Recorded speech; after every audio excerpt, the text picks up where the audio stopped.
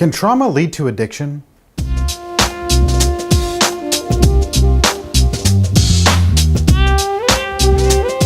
What's the relationship between trauma and addiction? Trauma has many ways of showing itself, from nightmares to flashbacks, obsessive thoughts, isolation, anxiety, depression, and anger issues. The symptoms are many. The scary thing is that most people don't see it coming on. The guilt and shame keeps them captive, which in turn leads them to abuse drugs and alcohol. But what about the old saying that time heals all wounds? That can be true, as long as it's time spent working through the problem and not burying it only to have it resurface in moments of crisis. So if somebody has been through a traumatic event in their life, it could be a range of things. But what happens is there's a feeling of separation that individual feels, that they're no longer connected to the world around them and the people around them and to themselves in a way that they were used to. So now they're having to cope in a world that's completely different and that nobody really understands where they're coming from. So the drugs and the alcohol are a solution. That's a way for me to just calm down for a little bit and just be able to cope with what's going on around me. And that works for a small amount of time for a lot of people. And then next thing you know, it starts to become overwhelming and people, it starts destroying their lives.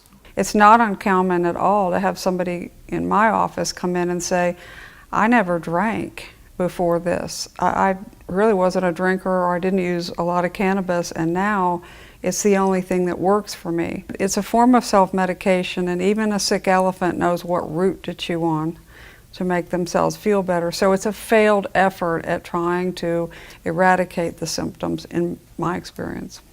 Drugs and alcohol are a coping mechanism that won't heal your past trauma. Even more so, the pain and turmoil that they bring will only exacerbate your problems. The best way to overcome trauma is to face it in safe, healthy environments. Sometimes you may not realize what has traumatized you. Repressed memories from childhood, problems at home or work, the loss of a friend or a loved one. All of these are common ways that trauma creeps into our lives, and what traumatizes one person may roll right off the back of another.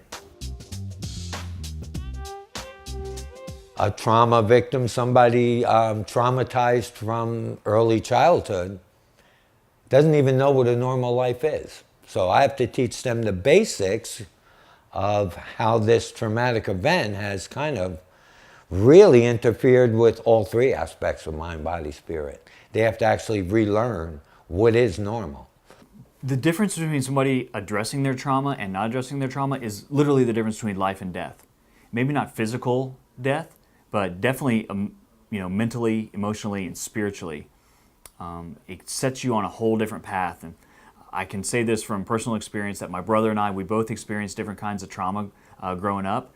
And he didn't get the help that he needed. He died from an overdose. He was soothing with the drugs and the alcohol, emotional stuff that he never really addressed. I, on the other hand, was very fortunate to be able to find the help that I needed, and here I am being able to live a healthy, normal life as a father and husband and an employee. Oh, everybody's version of trauma is different. Things that I replay in my head a lot. That's the trauma piece, is that it's still very real and you're still very affected by it, but you have to go on. I heard someone say recently, that may have happened to you when you were a child, or that may have happened to you so many years ago, but you don't live there anymore. You have to grow and move on. And that goes hand in hand with making sure you're doing what you need to do to take care of you, whether that's go to see a doctor, a therapist, a support group, physical activity, meditation. There's so many outlets that people don't make time for, but we all make time for the things that matter, right? And the things that we really want. Trauma can be hard to see in many cases. While physical injuries leave scar tissue, the pain of mental trauma is invisible to others. People who seemingly have their life together can just fall to pieces in moments of crisis. The vast majority of adults have at one time or another been traumatized in their lives. The scolding of a parent or a teacher, witnessing altercations or acts of violence, unwanted sexual advances. Any of these things, no matter how great or small, can have a profound impact on how people view the world.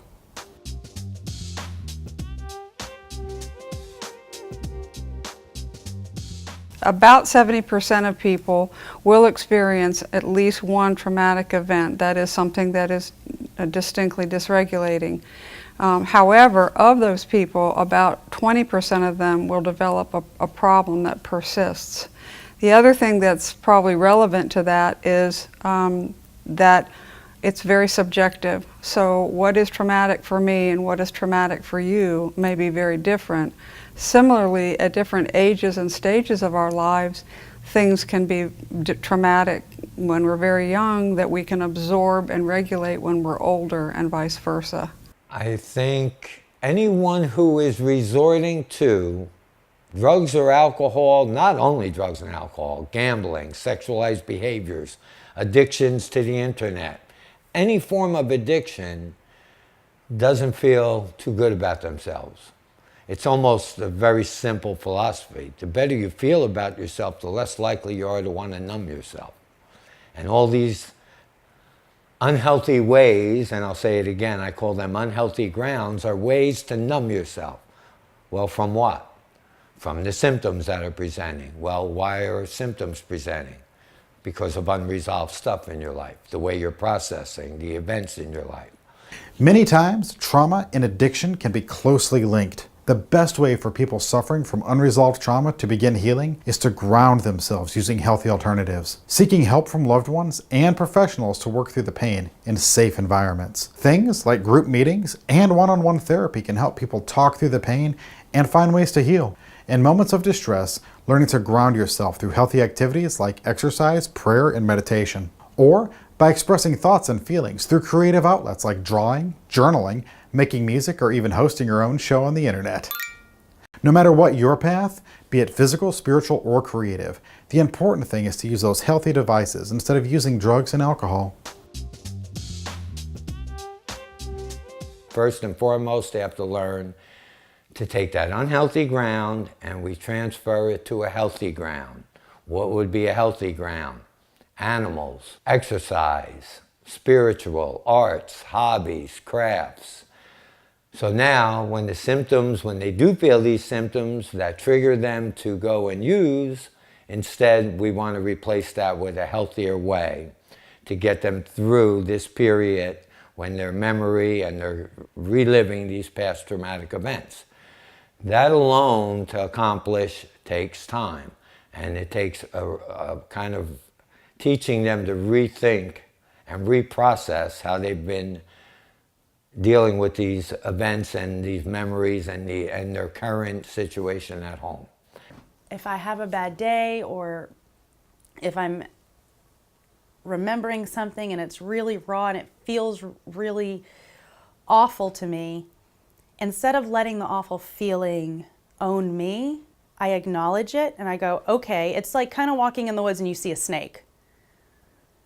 Now, unless you're a snake lover, which I'm so not, but typically one would see a snake and go, that's a snake. Fight or flight's going to kick in. More than likely, you're either going to run or figure out what to do. So instead of letting the snake own you by you just letting it bite you, you're going to own that situation.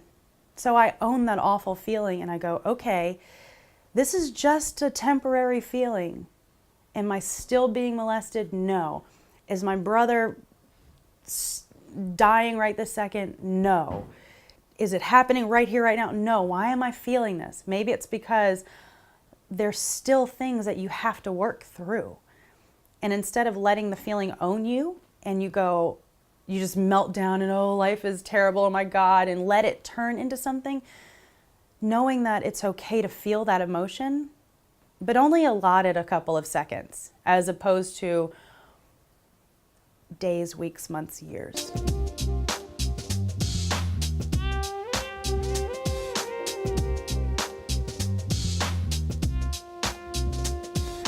Dealing with your past trauma and prioritizing your mental health is crucial to your recovery. Understanding how events from days to decades ago deeply impact not only your addictions but also your current life situation is imperative to healing.